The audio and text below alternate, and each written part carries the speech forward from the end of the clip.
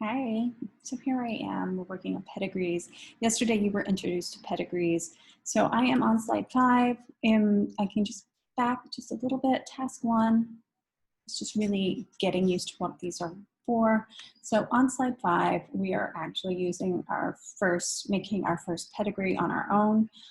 So really the key for me is going step by step. Don't look at everything.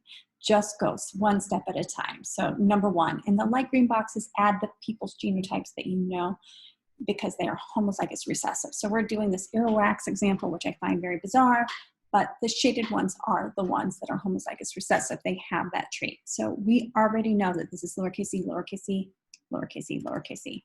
Done. We know this.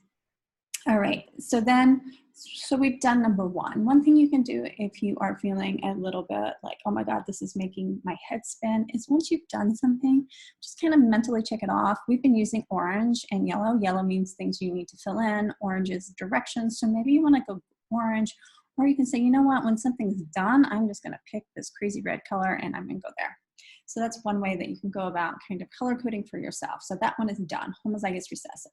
Then figure out the genotype of the mother in generation 1. She has wet earwax, so her genotype is either capital E, lowercase e, or capital E, capital E. So you know what? I'm going to write those both down.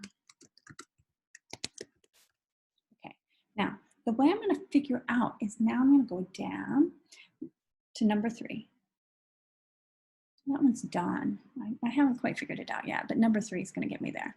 All right, which genotype must she have if she has a child who has the genotype lowercase e, lowercase e? That is really the key here. So if I look at this, this means that this child inherited a lowercase e from both parents. So we know they inherited one lowercase e from parent 1, so they had to have inherited one lowercase e from parent 2. So parent 2 has to be heterozygous, or capital E, lowercase e. All right, so I used that clue. This is all that mystery work we did last week. Oops, didn't mean to do that. I'm going to highlight that red. Okay, so on the next slide, it says that you complete a Punnett square for the parents in generation 1. So pause and go to the next slide. And there will be a video on that slide that will teach you how to do that.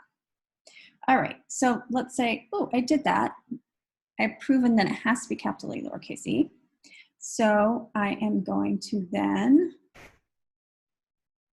use my highlighter, done that. Highlighter, do that.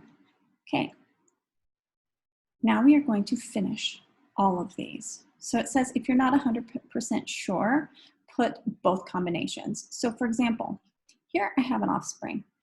I know that it is, we can start here, capital E, I'm starting this, or lowercase e, lowercase e. Now, for all of these, it's one of the two. Now, I know that they had to have inherited the lowercase e from the mother, so they have to be heterozygous. Now, I'm working backwards here. Is there any way for me to know what generation 2 person 1 is? Nope, so I'm going to put both. Now, if you look at the Punnett square on the other side, which you already should have done, you would see that capital E is not possible with a parent that's homozygous recessive. So these have to be heterozygous. And that's the way it should look. My thinking is frequently I start forward and backwards, but really the key is to go one step at a time.